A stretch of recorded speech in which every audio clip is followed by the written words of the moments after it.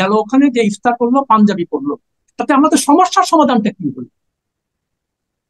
এ কথা কিন্তু একটা সাংবাদিক জিজ্ঞেস করছে না, বা এই প্রেস এই শফিকুল আলমকেও জিজ্ঞেস করছে না যে ভাই এটার মধ্যে এক্সট্রাঅর্ডিনারি কি হলো। আর এই যে অ্যান্টোনিও গুটারেস, যে এই লোকটা তো ইউএনএইচসিআর এর প্রধান ছিল প্রায় 10 বছর। তো জিজ্ঞেস করতে হবে না ভাই যে তুমি যে ভাই 10 বছর এখানে ছিলা, আমাদের রোহিঙ্গা সমস্যা তো তখনই শুরু হয়েছিল, তুমি কি করছো 10 বছরে? আর জাতিসংঘের কথা কেউ শোনে আজকাল, বলেন আপনি? জাতিসংঘ কি? এরা হলো ইন্টারন্যাশনাল সিভিল সার্ভেন্ট, বুঝলেন? এরা বিভিন্ন জায়গায় ঘুরে টুরে বেড়ায়, তারপরে যে দেশে যায় তার সেখানে খুব পাবলিসিটি পায়। হ্যাঁ, নিউ ইয়র্কের তো অবস্থান তাদের, কিন্তু নিউ ইয়র্ক টাইমস বা কোনো পত্রিকা এগুলো নিয়ে কিচ্ছু থাকে না। আর আমরা আমরা খালি বলতেছি কি বারবার করে যে জাতিসংঘের মহাসচিব আসছে, একটা বিশাল ব্যাপার হয়ে গেছে, কিছুই হয়নি আসলে। যেমন সে কয়েকদিন আসছে, ঘুরে ফিরে গেছে, ফার্স্ট ক্লাস ট্রাভেল করছে, বুঝলেন? কয়েকজনকে সাথে নিয়ে আসছে, সবাই 5 স্টার হোটেলে থাকলো, ভালো খাওয়া দাওয়া করলো, আবার ফিরে। তারপর দেখেন ওই ওই ইস্যু কিন্তু শেষ। তো আমাদের, আমরা আমরা যে এই যে কূট কৌশল গুলো নেই, এটা তো এই সরকারের কাছ থেকে আমরা আশা করি। কেমন? আচ্ছা, এখন বারবার আপনার প্রশ্ন রাখতে পারেন যে এই খলিলুর রহমানটা কে? জি। আমরা তো দেশের জনগণ তো তাকে চেনে না, সে কে? এখন তার সম্পর্কে কিছু বলি। এটা কয়েকদিন আগে আমি তার সম্পর্কে একটা পোস্ট লিখেছিলাম, কেমন? তার তার উপরে ইয়ে করে, আপনি হয়তো দেখেছেন, যদি দেখে থাকেন তো কাইন্ডলি এটা লিঙ্কটা দিয়ে দেবেন, তাহলে মানে দর্শক বা যারা পড়বে তারা বুঝতে পারবে। সে অত্যন্ত মেধাবী একজন ছাত্র ছিল। বিসিএস পরীক্ষায় 1979 সালে যে প্রথম রেগুলার বিসিএস হয়, সেখানে ফার্স্ট হয়েছে। খুবই মেধাবী, কোনো সন্দেহ নেই। এবং সে যথারীতি সে জাতিসংঘে, মানে আমাদের যা হয় ফার্স্ট সেকেন্ড হলে তাদেরকে ওয়াশিংটন নিউ ইয়র্কে পাঠায়, এটা সবসময় চলে আসে, ভালো কথা, সেখানে সে গেছে। তখন ছিল এরশাদের আমল, কেমন? উনি ফরেন সার্ভিসে উনি ফরেন ফরেন সার্ভিসে সার্ভিস, ছিলেন। হ্যাঁ, সে ফরেন সার্ভিসে। আচ্ছা, ওখান থেকে সে ওই আমাদের নিউ ইয়র্ক মিশনে কাজ করছে, ফার্স্ট সেক্রেটারি এরকম একটা কিছু ছিল, যাই হোক। তো পরে সে ওই এরশাদের শালা ছিল তখন ওখানকার পিয়ার, প্রথমে হ্যাঁ, অল্টারনেট কি সাম মহিউদ্দিন বোধ হয়, কি মহিউদ্দিন যেন নাম। মহিউদ্দিন জাহাঙ্গীর, কেমন? মহিউদ্দিন আচ্ছা, জাহাঙ্গীর, রাইট। এরশাদের শালা। তো পরে আমি তার সম্পর্কে যখন জানতে পারলাম, আমি তখন হলিডেতে লেখালেখি করতাম, তো প্রায় আমাকে ফরেন সার্ভিসের লোকজন বলতো যে সে ওই এরশাদের শালাকে তেল মেরে সে বিভিন্ন রকমের কাজ বাজ করে দিচ্ছে। তো আমার কথা হলো যে মেধাবী যে হবে তো সে এগুলা করবে। যাই হোক, সেটা অন্য কথা। এখন যেটা করলো, তো সে কেমন কেমন করে সে জাতিসংঘে একটা চাকরি নিল সে, বুঝলেন?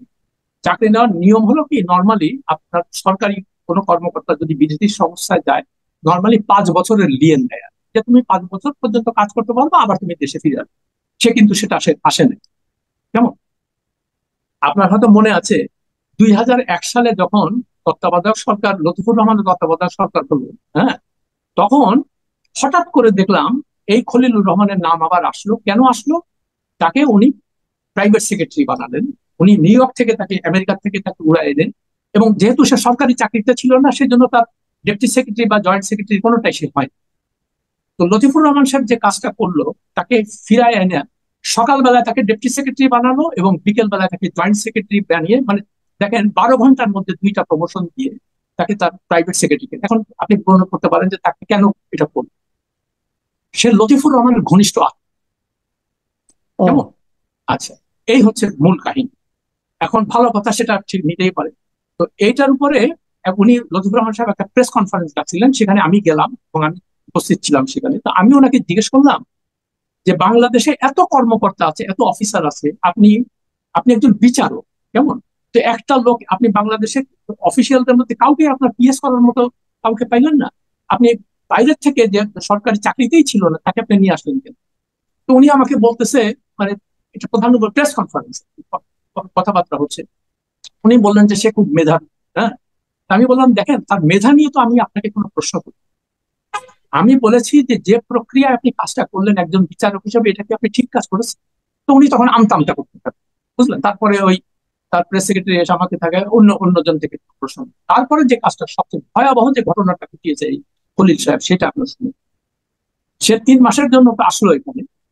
3 মাসে এসে প্রধানমন্ত্রীর প্রধান উপদেষ্টার প্রাইভেট সেক্রেটারি হইলো, পিএস হলো। হওয়ার পরে কিছুদিনের মধ্যে ওই সেক্রেটারিয়েটে এক নারী কর্মকর্তার সঙ্গে সে অ্যাফেয়ারে জড়ায়, পরকীয়া জড়ায়, কেমন? বাট এটা তো প্রমাণিত না। হ্যাঁ, এটা তো আর প্রমাণিত না। না না, আমি বলছি যে এটা তখন তখন রিপোর্ট হয়েছিল, এটা সেই জন্য বলছি কেন কেন ও, কেন এই রিপোর্টটা হয়েছিল সেটা বলছি। ওকে। তো তারপরে খলিল সাহেব যেটা করলেন, এখন তাকে সে নিউ ইয়র্কে পোস্টিং দিল। তার কারণ খলিল জানতো যে 3 মাস পরে এখান থেকে সে চলে যাবে, তার তো সব ফ্যামিলি ট্যামিলি সব আমেরিকা থাকে। ঠিক আছে, আচ্ছা ভালো কথা। সে ওই তার ইনফ্লুয়েন্স খাটিয়ে সেই মহিলাকে সে নিউ ইয়র্ক মিশনে, আমাদের যে মিশন আছে সেখানে পোস্টিং দিল।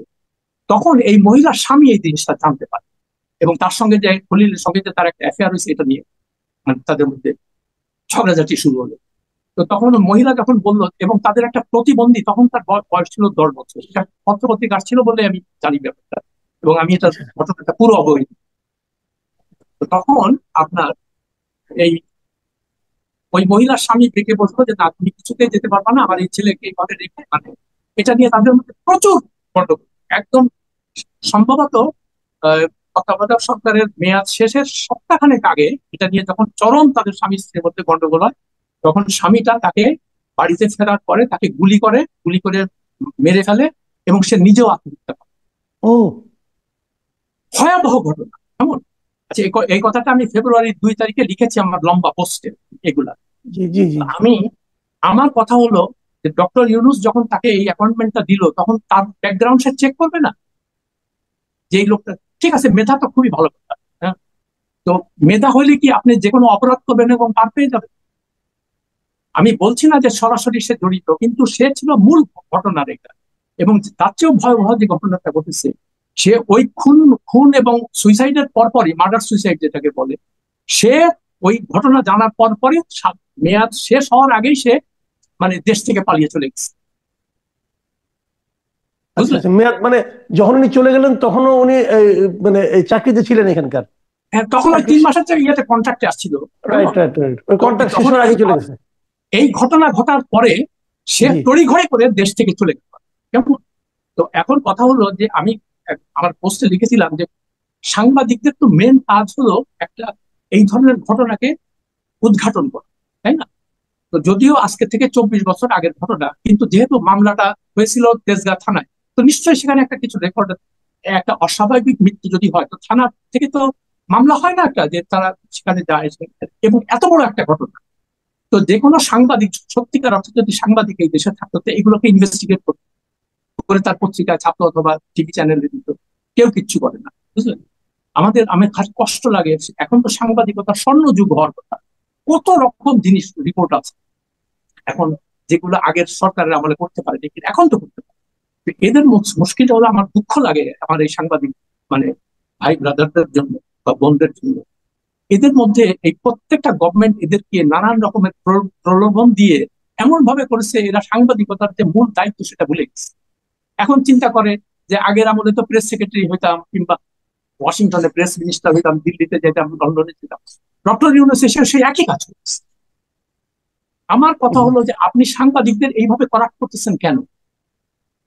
এটা তো আপনার কাজ না। এখন বলবে কি ওইখানে ওইখানে তো পোস্টিং দেওয়া লাগবে, ঠিক আছে, ইনফরমেশন মিনিস্ট্রি যারা আছে তাদেরকে দেন, যারা আগে ছিল যে, কেমন? আর ওইখানে তো তেমন কোনো, তাদের যে তেমন কোনো কাজ নাই সেটাও আমি মানে আমার একটা পোস্টে উল্লেখ করেছিলাম যে সাংবাদিকদের পদ পদবি, প্রেস মিনিস্টার, এগুলো দিয়ে কি হয়, এগুলো তো আমার নিজের চোখে দেখা। লন্ডনেও দেখেছি, দিল্লিতে দেখেছি, ওয়াশিংটন, নিউ ইয়র্ক। এখন কথা হলো যে এরা যাবে ওখানে, যে ওই কিছু ওই মানে কি বলে বেতন ভাতা নেবে, নিয়ে কিছু পয়সা করি বানিয়ে আবার চলে আসবে, এবং তারপর কোনো কাজ নাই তাদের, they have absolutely no work. তো আমার কথা হচ্ছে যে কোন সাংবাদিক এই এই এত বড় একটা ঘটনা যে ঘটলো, এটা নিয়ে কেউ ইনভেস্টিগেশন করবে না। আমি জি। বলছি না যে খলিল সেখানে প্রত্যক্ষ ভাবে, আমার কথা হলো যে মামলাটা তো, মামলার যে কি হয়েছিল, এটা এই ঘটনাটা ঘটলো, যে ঘটনাটা তো ঘটেছে, এটা তো আমি তো 100% নিশ্চিত। এবং পরে আমি চিন্তা করলাম, অনেক দিনের ব্যাপার, এই আমার ওই পোস্ট দেখার পরে আমাকে 3জন ফরমার অ্যাম্বাসাডার ফোন করেছে, এই খলিলের সিনিয়র কলিগ যারা, তারা প্রত্যেকে বলছে যে ঘটনা সম্পূর্ণ সত্য, সেইগুলাই করছে, কেমন? তো আমার কথা জি। হলো, তাকে আপনারা আমাদের ওই, লায়োনাইজ করতেছেন। জি, কিছু বলছিলেন? না আমি বলছি যে না ঠিক আছে, আপনি আপনি শেষ করুন, তারপরে আমি মানে শেষ না, করি, আমি আমাদের বললাম সময় ফুরিয়ে যে, যাচ্ছে। না আমি, হ্যাঁ আমি আমি এটা বলতে চাচ্ছিলাম যে আপনার ডক্টর ইউনূসের কাছ থেকে তো আমরা অনেক কিছু ভালো আশা করেছিলাম, কেমন? তো আপনি যোগ্য লোককে বসাবেন 100 বার, আমরা চাই রোহিঙ্গা সমস্যার সমাধান হোক, অবশ্যই, হ্যাঁ, তারপরে ভারতের সঙ্গে যে সম্পর্ক ইয়ে আছে এটা মানে শীতল, এটা তো আমাদের নিজের, আমরা তো খুশি হবো তাতে। আমাদের তো অখুশি হওয়ার কিছু নেই। এগুলো তো আমাদের জাতীয় স্বার্থ। কিন্তু আপনি যখন এটাকে ফুলায় ফাফায় মানে প্রমাণ করার চেষ্টা করতেছেন যে খলিল সাহেব একটা মানে যুগান্তকারী সব সমস্ত কাজ করে ফেলতেছেন, কিন্তু কোনো রেজাল্ট আমরা দেখতে পাচ্ছি না। তারপরে শফিকুল আলম তার প্রশ্নে লিখেছে যে আমরা যখন খাওয়া দাওয়া করতেছিলাম লাঞ্চের সময়, তখন খলিল সাহেবকে দেখলাম উনি ওই ইন্ডিয়ার যে ন্যাশনাল সিকিউরিটি অজিত দোভালের কাছে গেছে, যে ওনার তার সাথে কথাবার্তা বলছে। তো ন্যাচারালি অজিত দোভালের আপনি, আমি সেই ছবিটা দেখেছি আর কি, তার বডি ল্যাঙ্গুয়েজ আপনি বুঝতে পারবেন যে মানে সে কোনো ইন্টারেস্ট দেখাচ্ছিল, সে একতরফা হয়তো বলে যাচ্ছিল ঠিক আছে আমাদের সাথে আমরা বলবো, এটা হতেই পারে। কিন্তু আমার কথা হচ্ছে যেভাবে জিনিসটাকে মানুষের সামনে তুলে ধরা হচ্ছে যে সে একটা বিশাল কর্মকর্তা এবং তার ইন্টারভেনশনের জন্য সবকিছু ঠিক হয়ে যাবে। তো এই জিনিসগুলো আমরা যারা সাংবাদিক, তো তারা তো আমাদের তো একটু মানে একটু সন্দেহ